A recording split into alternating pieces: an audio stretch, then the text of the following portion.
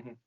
But once you start having some kind of audience, even though it's like just a couple of dozen people on, your blog, or friends and family and acquaintances, Yeah. you probably start to um, raise the bar for yourself, which is not necessarily necessary for your audience. You get my point?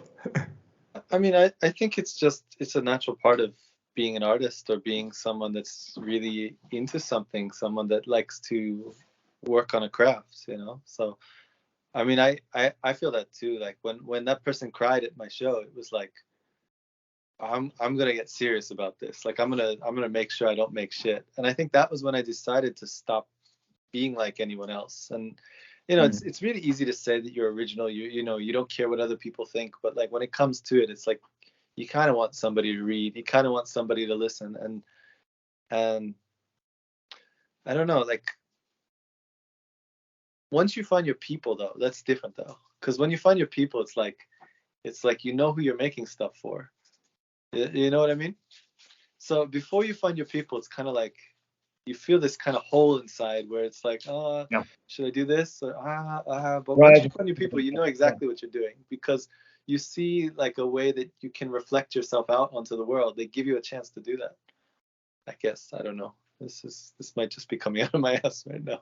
Oh yeah, I get your point. Yeah, I am past that phase in a way, even though I yeah, don't have a big audience at all. yeah, I'm not making stuff for other people, although I know that there's a lot of people who would enjoy it, yeah. and I feel it has a purpose. Um, but now I'm thinking again of, I think you briefly mentioned this, like at the start of this chat, like um, looking for the right people around you. I even feel that now I'm working on my book, like, Hmm. or books. Like maybe I should have an editor who actually takes care of all the crap that I postpone and don't enjoy. Uh, Kind of like when I was making movies, like, oh, I don't like the tech side too much. I should find an editor. I should find somebody to do the camera. I should find somebody to do the sound. All the processes interest me, but they distract me too much from the project itself. And Hmm. I want to mainly focus on the creative aspect. Hmm. So what I'm trying to say is knowing what you want to write and how you want to write it is one thing, but that doesn't mean that you can actually finish a project easily. Because now I think of it, it's usually like the last stages that I struggle with the most. Hmm. Um, and I don't know if that, and once again, I don't know if that is actually some kind of self-sabotage, like because finishing project means finding another project or taking a break Hmm. if you don't have that planned already, or whether it's like overthinking or the fact that I guess a lot of creatives are pretty insecure, even though they can sometimes feel like a badass. Hmm. I don't know. It's like I mean, I don't think there's we're so more insecure than other people. I just think that other people's probably opinions. not, but we probably show more of ourselves, right? I think other people's opinions matter more because they actually affect whether or not we can make a living. Whereas you look at someone who works for a company, their boss decides whether or not they can make Ah, a living, right. right? But we need to have people like us, otherwise we can't eat. In most situations, there are exceptions to the rule, maybe. Yeah, But yeah, yeah. But maybe it's definitely also the fact that or is that what you were saying, that we feel like we need to make a living with our art? That's one of yeah, the well, I never gave a struggles. fuck about whether people liked what I was making or not. It's just that the idea of trying to make a living from this, making it like a profession, making it like a Yeah, lifestyle, that was always such a hard thing for me, and I was stuck in between. And I feel like being stuck in between is such an awful feeling. And I feel like yeah, maybe not for everyone. There's some people who can probably balance it. I find a lot of people in Japan can. But I think for a lot of people, it's better to choose: is this like a craft, or is it, what do you call it, like a trade? Is it a trade or a craft? Because if you can yeah. decide which is more important for you, then you can kind of like hone in on that and really focus on what it takes to finish it in that way, where it's going to be successful for whatever you're trying to do. If you're trying to make money, it can be successful in that way. If you're trying to make the best fucking album ever, it can be successful in that way.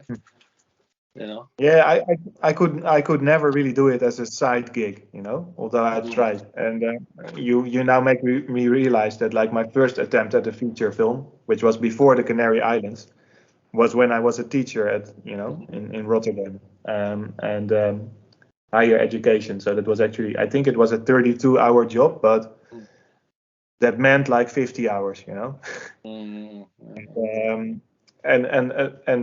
on the side, I tried to make my first feature film, and I think I actually worked on that first project for like 1 year and 3 months. And it changed along the way, like most of my projects, So the screenplay changed. It was first about like, it was actually about a guy who starts to change into a cat, like more and more, but mainly like his behavior. And can relate.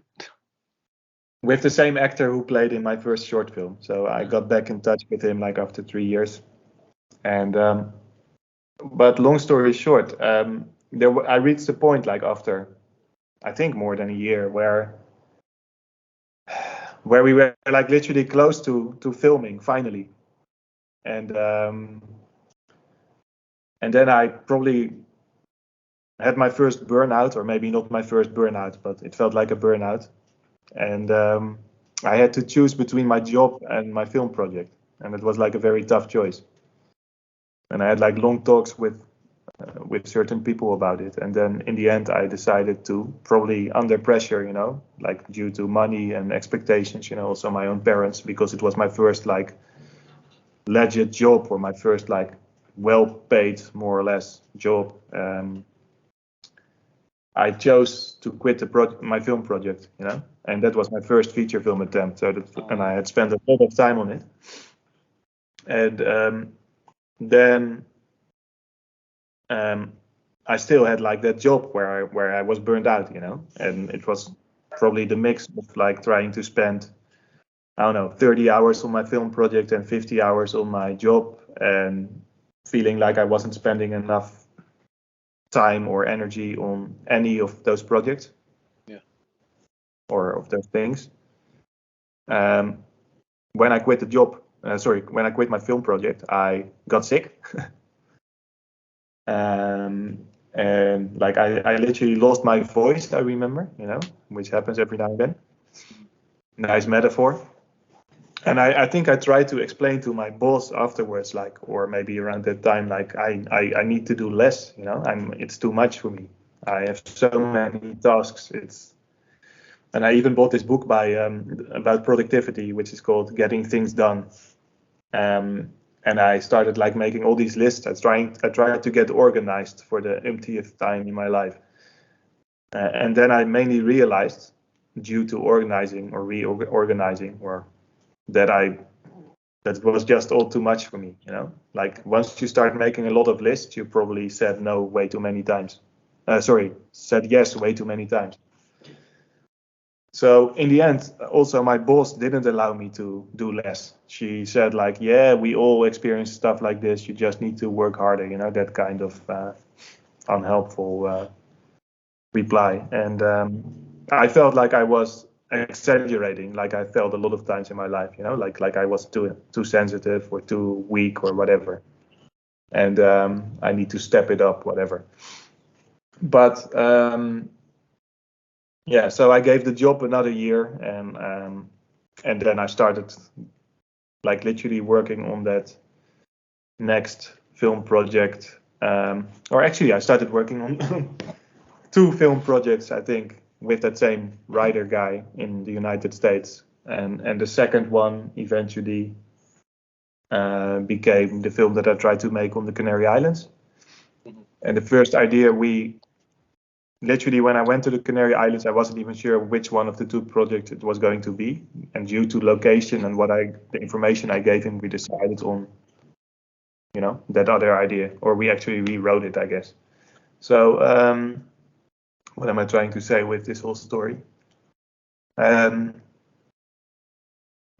I guess everything is kind of a matter of perspective, right? So failure or success or weak or strong or brave or the opposite. Like, I think it's brave to quit a job. I think it's brave to go to an island to make a film project. All these decisions that I made that my parents maybe didn't understand and made it difficult for me, like financially, usually. They were like acts of braveness. But because it's so uncommon for most people, you still often feel like you're a loser.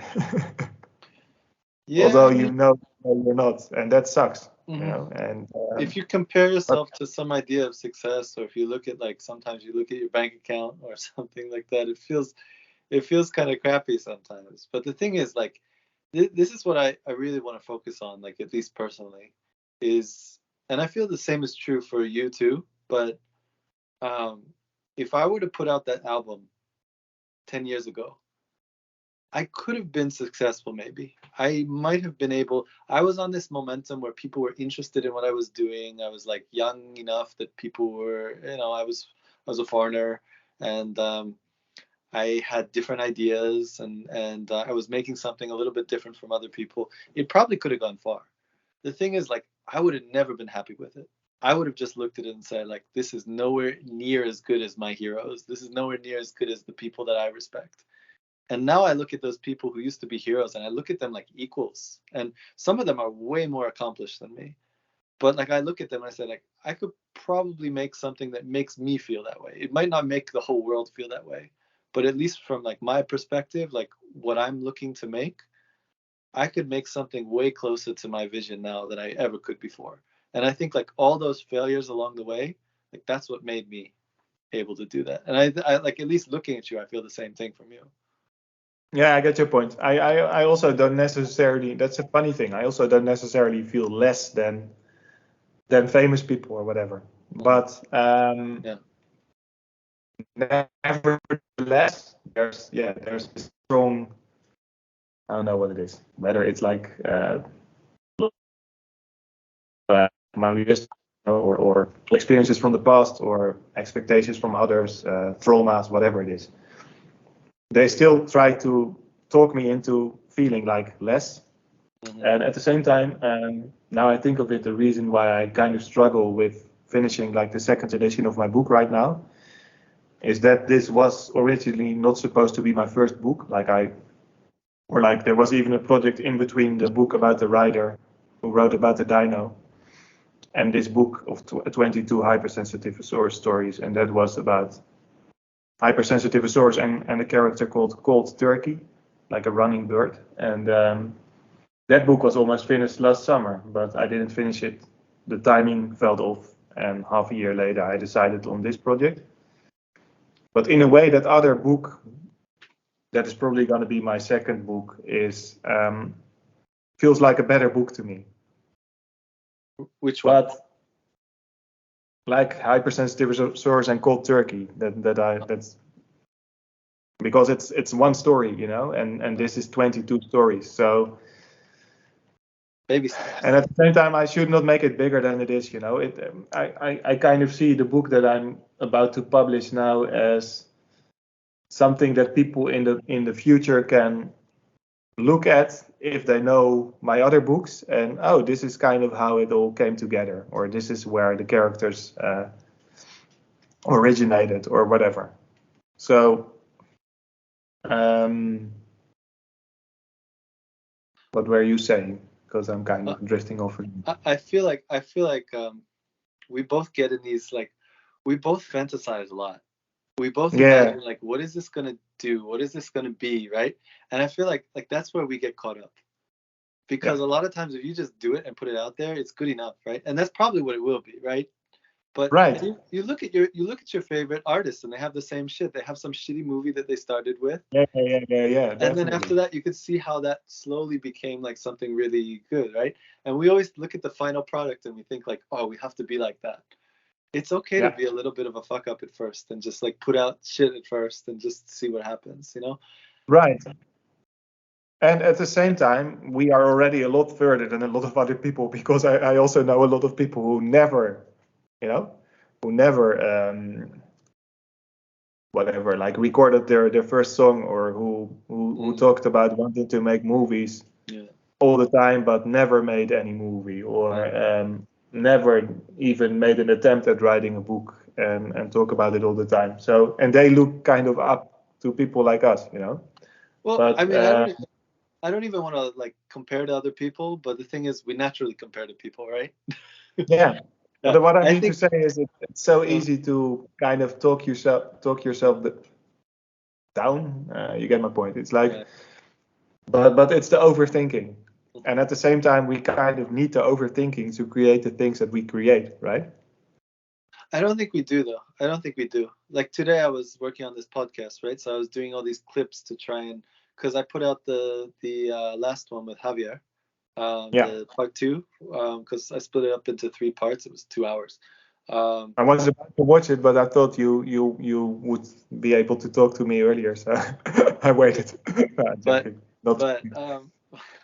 but so I was editing these things because I put out the video, and I got one single view, and I just felt like heartbroken. I was like, fuck, like, Mm, because you know, like I'm not trying to be famous here. I'm just trying to connect with people who I think that this is relevant for.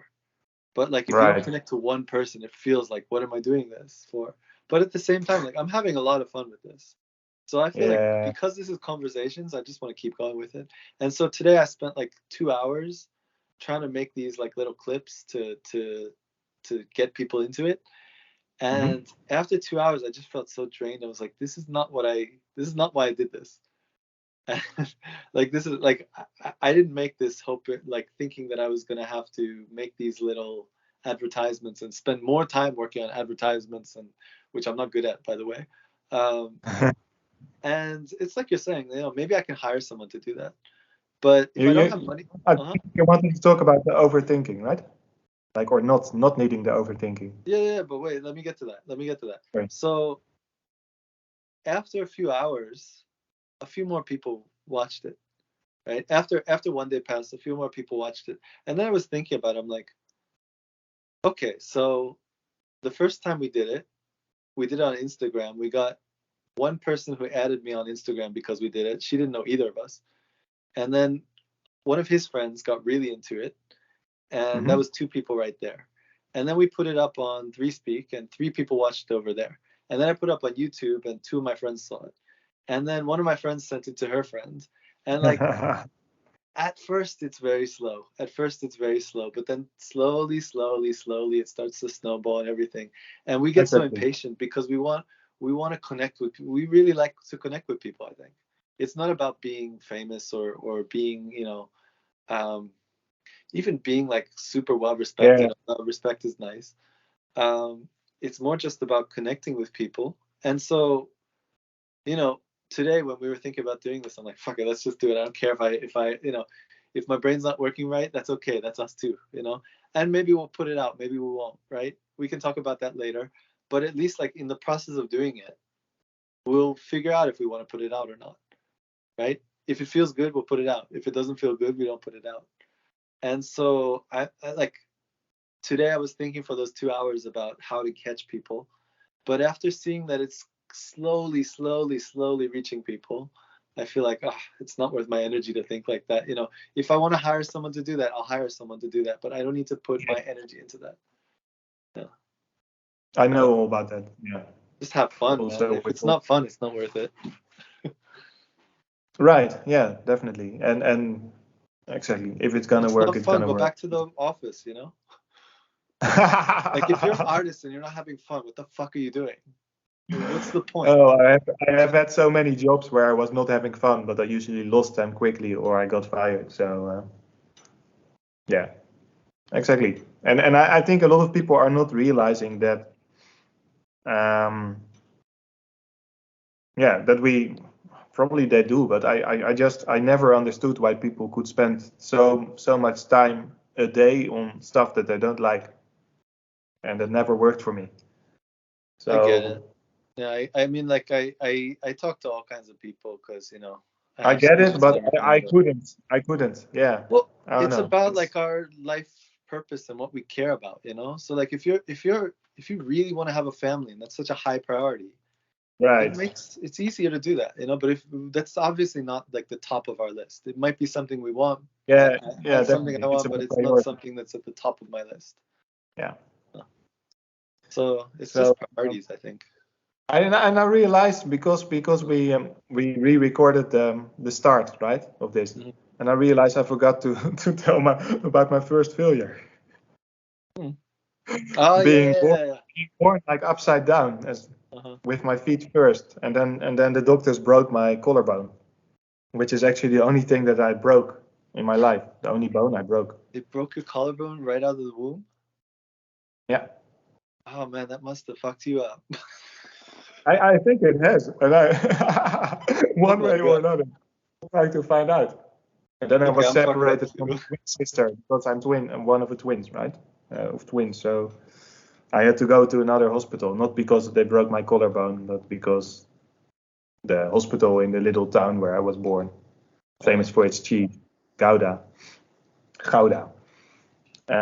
apparently didn't have the facilities for me. Uh-huh. And I went to Rotterdam and she stayed in Gouda, my sister. And that is where the separation started. And now both of us Oh. live in Portugal, while our siblings and parents live in the Netherlands. Mm. Um, so I guess that would have been another thing that you might have seen as some people might have seen as a failure, and I I don't see don't. as a failure. I don't think Leaving other my people country. would look down on that. I don't think other people would see that as a. What the hell are you doing, kid? Come out the right way. No, I'm talking about moving to another country. Oh. Like it's the whole story about seeing something as escapism or an act of bravery, or trying to change your life around. I, I've had people call it both, and sometimes the same people call it bravery, and then they call it escapism. Then 5 years later, they call it bravery, or the other way around. I don't know. It can Yeah, be both. whatever. It depends on how your head, where your head's at. I realize now that I learned about the term escapism due to studying film, because Mhm. watching movies was seen as like one form of escapism. Mm. And that was actually before I first started to escape the Mhm. Netherlands and the system. So- But anyhow, yeah, I literally one of the reasons why I wanted to have this talk today, even though I wasn't really feeling it, was that I thought this is probably talks all wait. You froze. You froze. You froze, and Did it I? sounded really. Where did I freeze? You froze, and it sounded really funny. Like all your words kind of blurred together. So you're still a little I, frozen. I Wait. Oh no. oh no. Uh-oh. Okay, I think you're back. Let's try again. What were you Yeah. saying? Is my laugh working? Am I not frozen anymore? Not frozen anymore. I wanted to talk about the movie Frozen. Just kidding. I never saw it. Too much hype.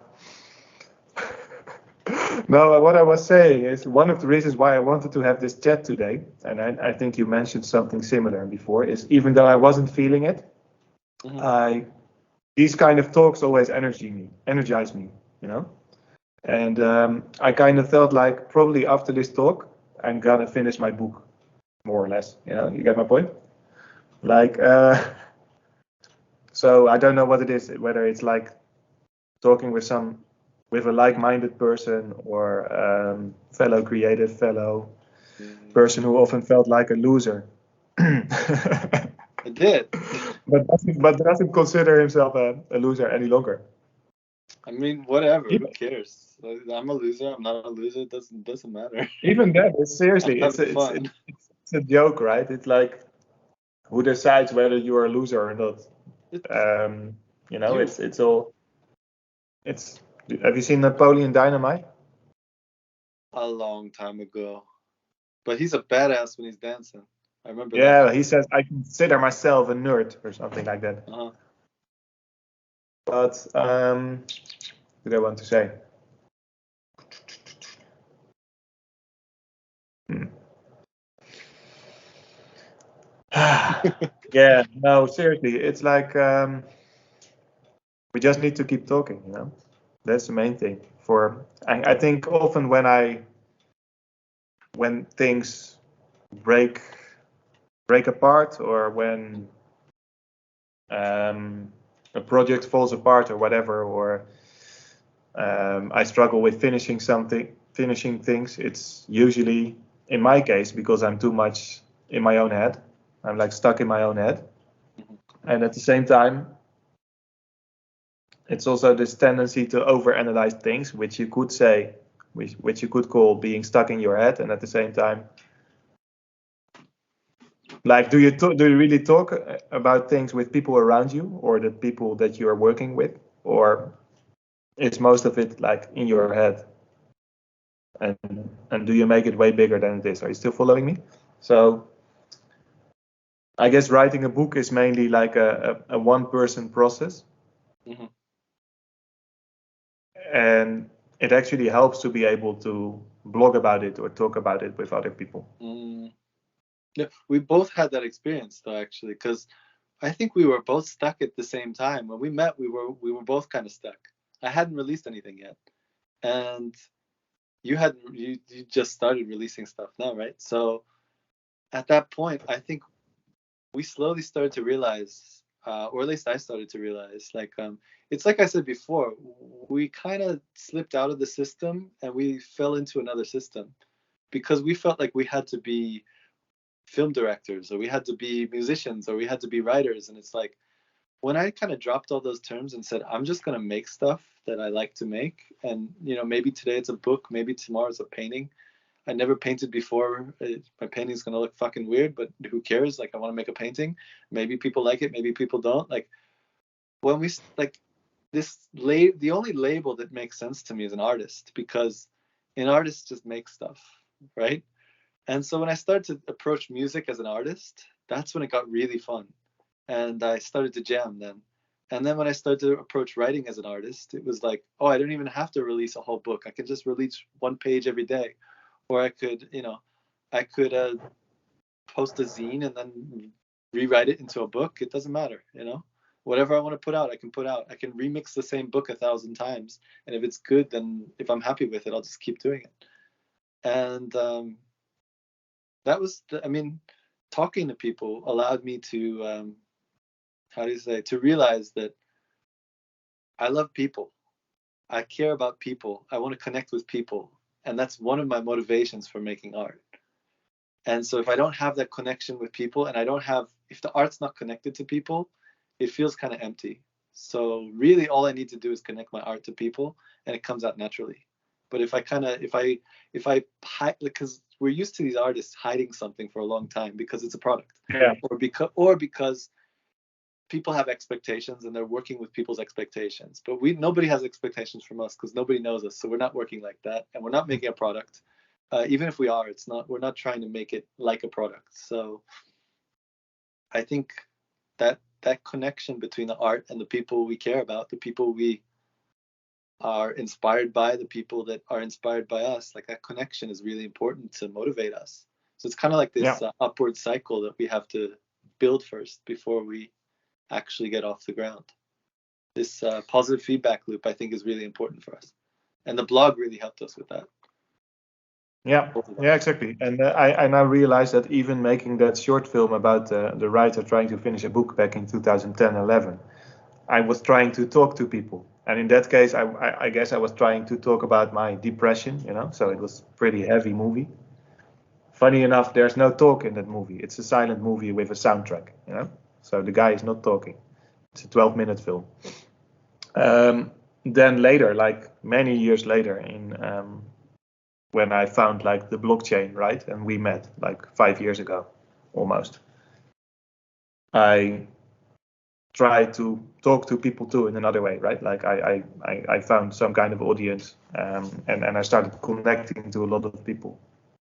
Um, via my blog and or our blog. And then I kind of needed as I talked about before, the positive feedback, encouragement of people to keep going. So it's also some kind of acknowledgement, I guess. So of course, all people need attention, right? But maybe as a creative, it's often like kind of extra important because you're doing something that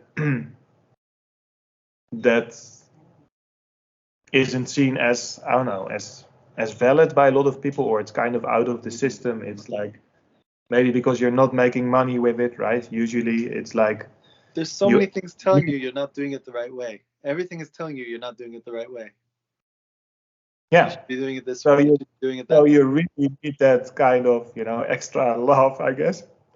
And that's probably one of the reasons why I always feel like sharing the process instead of waiting for a finished product before I throw it out there. Also knowing that my process takes a long time usually. And if I wait all that time and don't put anything out of there, even if it's just like 10 lines of a story, right? I probably give up because I don't get any feedback, and I start doubting myself too much or whatever, or I lose fun, like you said, I always need some kind of interaction. And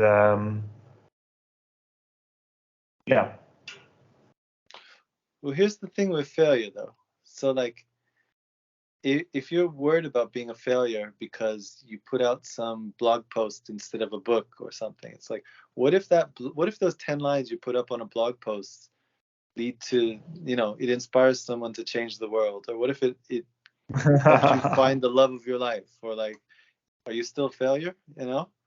It's like, right. we set these goals, but sometimes the goals are misguided, I think. It's more about the process, right? Sounds cliche, but I really think that's how it is.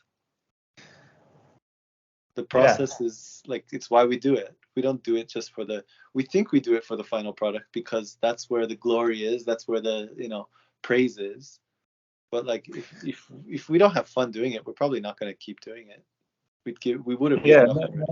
Now I think of it, like these finished projects are kind of like a resume, like you have to show your resume.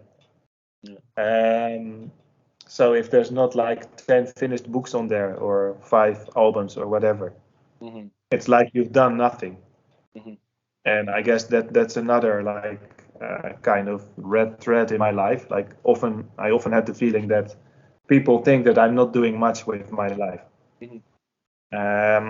And part of that is due to like living alone, and another part is not having a common job or whatever. Like, and knowing that I'm a creative and not seeing a finished product often enough, then people might think that you're not doing a lot. So that's always also in the back of my mind, like, and I hate that word, like productivity.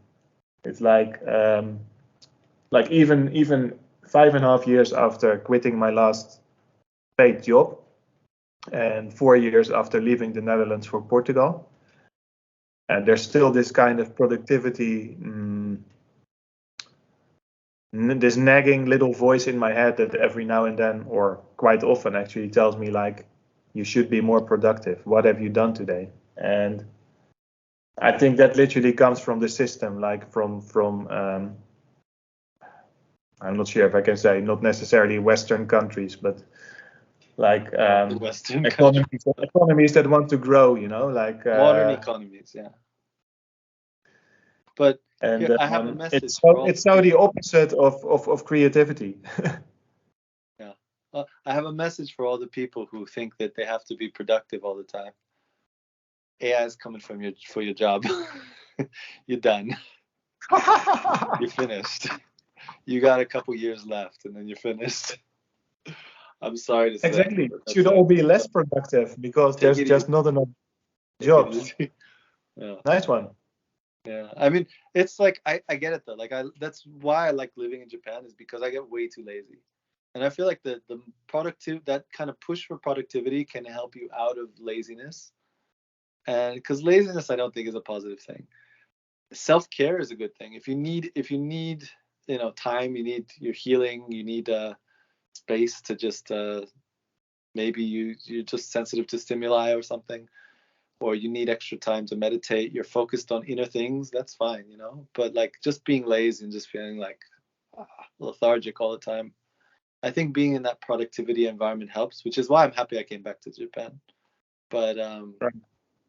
I don't need that. Like I don't like it's just like it kind of kicked me in the ass so that I could stop being lazy, and then I don't take any of it in. I don't feel bad if I'm not doing stuff. But oh yeah, I felt like that for a long time. God, I gotta be more I productive. I gotta be more productive. Right. I have to admit now that I could really use like more creatives around me, Mhm. like some kind of studio that I could go to. And, Yeah. and and that's another thing. Like if your house is also the place where you create, like this separation between office and creative space and living space, it's like there's none.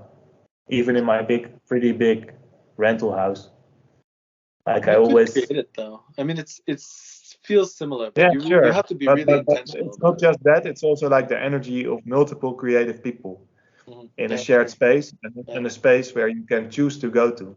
yeah, Even though there's a lot of pretty creative people around me, most people are like literally creating their own new lives here, right? So yeah, they're setting up their vegetable gardens and whatever, yeah, and they're raising families, yeah, a different way of creativity. yeah. But for me, Making like babies. actual creativity, like a film project or a book or painting or whatever, I always needed to do that. And it helps to have fellow creative people around you, like Yeah. literally in the same space every now and then to motivate each other instead of like one call every couple of months with creative friends who can relate. Sorry. Right? I'm sorry. No, I'm not just talking Sorry. about you, but and but I guess that also shows how like literally how big a passion creativity is for me because like even my own twin sister who is actually very creative, she just doesn't create anymore. She's a mother of two kids and they have a big piece of land and they have a lot of animals and but yeah, it's literally the blood that I drink, I guess. It's like um yeah. I think like if you're not surrounded, like first of all, I think like my favorite artists, a lot of them they come from collectives where they're all making this stuff together. It's really there's really cool energy that comes out of that. But if you don't have it, you have to just push to find it and to make it. It's not easy, but I'm working on the same thing right now too because I mean I hang out with so many creative people, but they want to drink when they're with people. They don't want to Yeah, create with people. They that's want to another stuff. create in their Right. room and then drink together. And like I'm the opposite. I would rather drink by myself and create together. Right. Yeah, exactly. So I'm So just thinking like slowly bringing something together where we're creating together. But maybe these I people actually, aren't compatible, but someone else is actually compatible. Uh-huh. years ago I actually found this filmmaker in Portugal via Steemit also like the blogging platform and now called Hype or actually anyhow let's not get into that. So and I was very close to meeting up with him and working on a film project together, but it never happened. And that's I guess we also have a lot of these stories like it almost happened and then it never happened. But that's okay.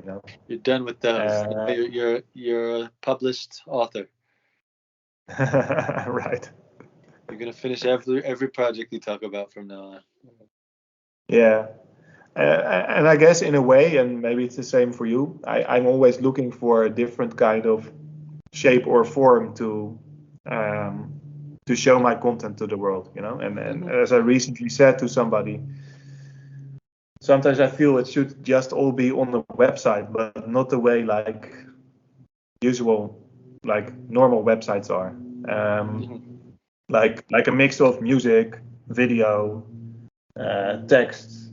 audio, like maybe even like stories read out loud or whatever, like all coming together in a shape that fits me more. And I'm always looking for the different kind of shape. And at the same time, I know that if I'm going to try to make all of that myself, it's just going to be an even bigger project than the creativity itself. Get my point? But it might happen. And, if it comes about naturally, then. Yeah, I guess another thing is just time, you know, like giving yourself the time that you need for a certain project, and at the same time maybe setting some kind of goals, you know, and to be honest, let's not even get into goal setting because that's really not my forte. Well, maybe that's why you felt. That's why we fail, because we set goals for ourselves and we're just not people that function in that way. I think I am actually, but I know you tried a lot. Yeah, it worked for my first version of my book actually. Yeah. Like the 22nd of February, but I also remember setting a goal of April for the previous last April year ago. If I set a goal to make like a finished product or something, like it's not how I function, because I don't think in finished products. I think in ideas and concepts and emotions and things like that. And so for me, like I set goals now, but the goals are just it's like an onion that's being built from the outside. I heard this analogy yesterday. I don't know. I might be stealing this from someone, but I think it was about something totally different. It's like an onion that builds itself out instead of, is unwrapped. Who the hell said that yesterday? Sorry. I stole that. Yeah, that's interesting. I probably work like that too. Yeah. And there's always a forced creativity, and I can do that, but it just doesn't feel right. It in the end, I use more energy forcing myself to write daily than waiting a week for those 5 sentences that come to me while on a walk or whatever. Yeah. All right. I think we should end this here because it's getting pretty late. Stop talking about failure. Yeah, I hope we succeeded in talking about failure. I hope we didn't fail at talking failure about and creativity. Huh? Failure and creativity. Well, that was the original idea of the podcast that you helped to inspire, man. Okay, cool. Yeah, I mean, I guess I should tell everyone that we did like a trial run of this first with the two of us, and our schedules are hard to match though, and also like in the beginning you really didn't want to do video. You don't remember that though. I remember we talked like 2 years ago, you mean? Huh? You mean like 2 years ago or what? We started a podcast like this, right? Right, yeah. Yeah, but I think that's already 2 years ago. Yeah, but at that time I wanted to do video and you didn't want to do video. And you know what I think? Looking back on it, I probably was, I don't know, kind of depressed again. Maybe.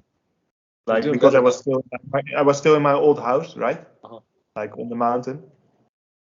So maybe it was literally that. I really don't care too much about being on video now. Anyways, so even if I have a bad hair day. You'd never have a bad hair day, man.